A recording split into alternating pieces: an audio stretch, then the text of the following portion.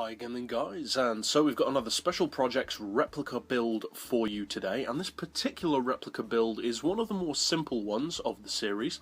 As I've said on the channel before, I'm a huge fan of the Cobra in all of its forms, and this particular replica is actually in order to make your Cobra 427, specifically the Shelby version, the premium one, into a representation of the lower spec 289 Cobra. Now, for those who are unfamiliar with what those numbers mean, the 427 is cubic inches, which works out to be a 7 litre, whereas the 289 is also cubic inches and is a 4.7 litre.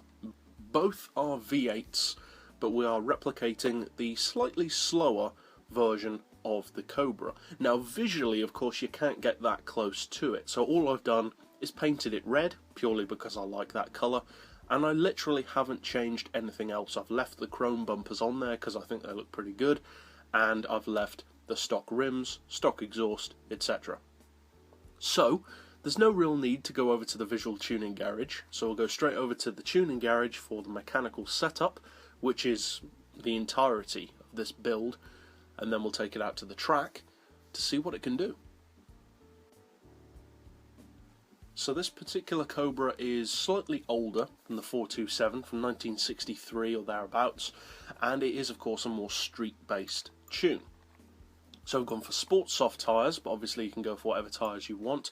I've left the brakes stock just to make it feel a little bit more authentic, because of course at the end of the day we're trying to make this feel like an actual road-going Cobra, not an upgraded racing Cobra. As far as the suspension, I have upgraded it so that we can get a little bit more specific with the settings. We've got the ride height on 120, which sounds a little bit high, but the Cobra 289 is actually quite high off the ground.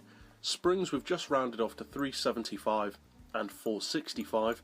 The dampers and anti-roll to 3 all round, neutral camber and toe.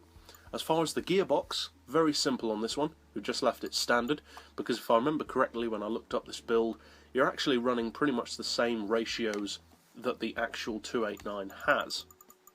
As far as the diff, we've got the initial torque as low as possible, acceleration on 40, just to stop it being as oversteery as it would naturally be. Obviously, of course, you could leave it stock and make it even more like a real Cobra. Braking we've got on 20. Again, being a production spec build, we've left the clutch and prop shaft standard. As far as the power, this car does have an oil change, so you do need to bear that in mind. We've got no upgrades, of course, because it does have less power, and then we've reduced it right down to the actual power of the real Cobra 289, which is 271 horsepower, so significantly less than the 427. You want the stage 3 weight reduction, and I've gone for the body or body coloured bonnet as well, and then added a 148 kilo ballast to bring us up to the actual weight of the Cobra 289, which is 1050 kilos. So as you can see, it rounds off quite nicely to 470 pp, and having a Cobra at that pp level, even with less power, that's still a pretty decent car to have. 270 horsepower is nothing to be sniffed at that level, and it's also really light, so it is potentially a pretty competitive track car. So that's it overall for the mechanical setup.